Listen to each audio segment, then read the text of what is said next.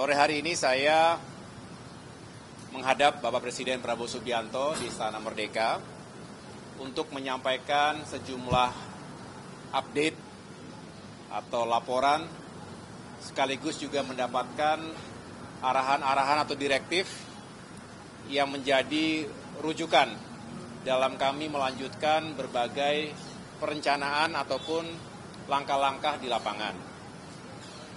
Tema hari ini khusus berbicara tentang bagaimana memperkuat konektivitas secara nasional. Kita tahu Indonesia adalah negara yang memiliki kondisi geografi yang khas karena terdiri dari banyak kepulauan. Ada beberapa wilayah yang juga masih tertinggal, oleh karena itu konektivitas atau infrastruktur pendukung transportasi darat, laut, udara termasuk kereta api ini penting untuk kita kawal bersama-sama.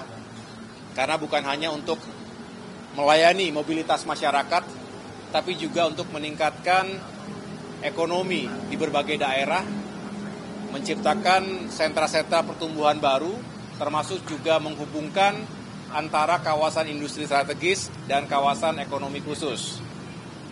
Kami juga menyampaikan kepada beliau bahwa sampai dengan hari ini kita masih terus perlu mendorong agar sektor transportasi ini terus diperkuat.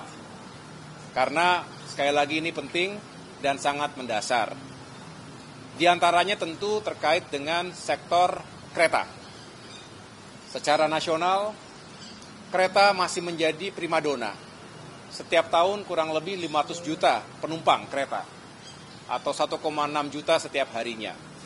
Artinya masyarakat kita masih mendambakan transportasi kereta yang semakin baik, maju, modern, dikelola secara profesional, nyaman, aman, dan juga terjangkau harganya. Jadi kita harus meletakkan kepentingan masyarakat, terutama masyarakat yang membutuhkan atensi dan dukungan dari pemerintah. Oleh karena itu negara harus hadir, dan ini menjadi komitmen kuat dari Bapak Presiden Prabowo Subianto tadi.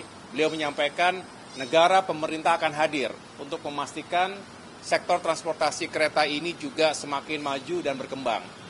Dan kita harus mengingat bahwa pembangunan tentu tidak hanya di Jawa, tapi juga di berbagai kawasan Indonesia lainnya. Itu mengapa beliau juga menyampaikan bukan hanya memperkuat Jawa, tapi juga Trans Sumatera, Trans Kalimantan, Trans Sulawesi, untuk kereta juga harus dibangun. Termasuk tentunya untuk distribusi logistik. Ada komoditas batu bara, ada sawit, dan lain sebagainya yang ada di pulau-pulau tersebut. Nah, ini juga akan mengurangi beban transportasi darat.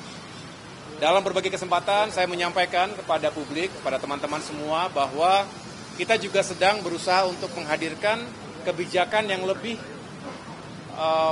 ramah terhadap seluruh masyarakat, terutama dari odol, dari kendaraan-kendaraan yang lebih dimensi dan lebih beratnya. Ini seringkali menghadirkan kecelakaan dan juga kerusakan jalan-jalan yang dilewati. Nah, dengan transportasi logistik pada saatnya nanti lebih mengedepankan kereta dari satu titik ke titik yang lain, ini juga diharapkan bisa menjadi solusi dan sekaligus mengurangi beban jalan raya.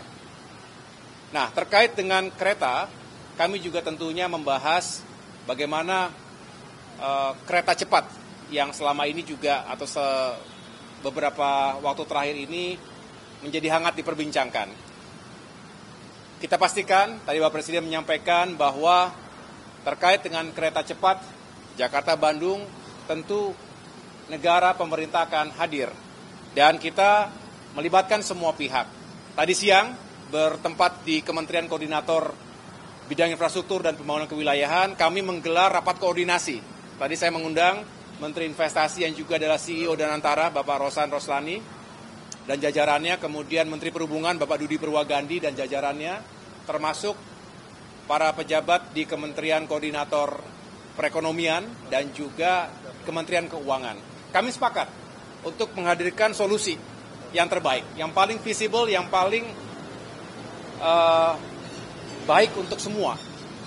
Semua ingin mengambil peran, mengambil bagian dari tanggung jawab untuk melakukan restrukturisasi keuangan kereta cepat Jakarta-Bandung. Dan pada akhirnya kalau itu sudah selesai, kalau itu sudah bisa kita carikan solusi yang terbaik, barulah kita secara bersamaan juga mengembangkan kereta cepat untuk jalur-jalur berikutnya. Termasuk beberapa saat yang lalu, Pak Presiden menyampaikan kenapa tidak Jakarta-Surabaya, bahkan sampai dengan Banyuwangi. Harapannya akan membuka atau memberikan jalan bagi pemerataan pembangunan. Ini berbicara keadilan. Saya ulangi, berbicara keadilan dan pemerataan antar wilayah. Tidak boleh ada yang tertinggal dan tidak boleh ada yang kemudian tidak terjangkau.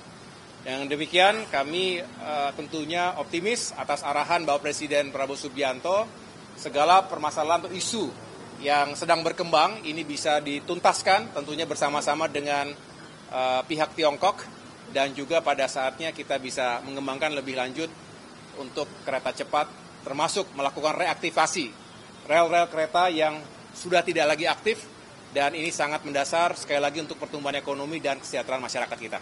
Demikian penjelasan dari saya. Terima kasih.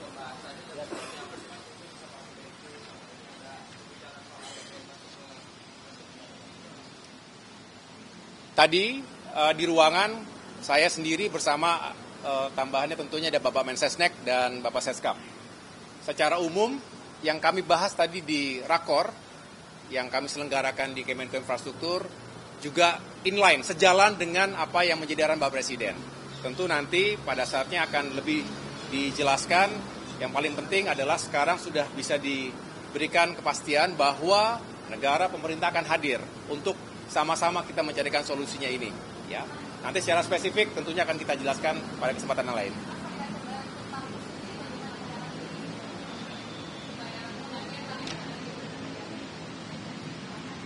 Ya, itulah nanti yang saya sampaikan bahwa pemerintah APBN juga pasti akan menjadi bagian. Tetapi untuk seperti secara spesifiknya nanti akan kami sampaikan pada kesempatan yang lain. Yang jelas kita tadi berbicara infrastruktur seperti halnya di banyak negara, infrastruktur transportasi termasuk kereta itu juga tentunya negara hadir di situ. Ini. Kenapa? Saya akan terus berkoordinasi dengan Danantara dan nanti secara teknis dan pelaksanaannya akan kita tentukan berikutnya. Tetapi saya secara khusus juga terus berkomunikasi dengan pihak Tiongkok juga.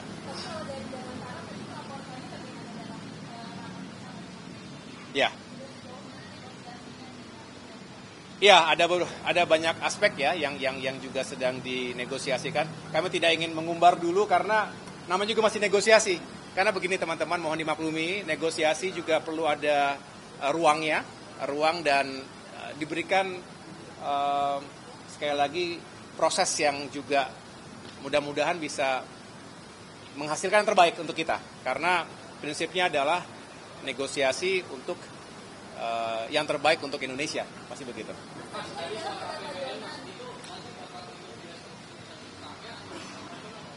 Kenapa?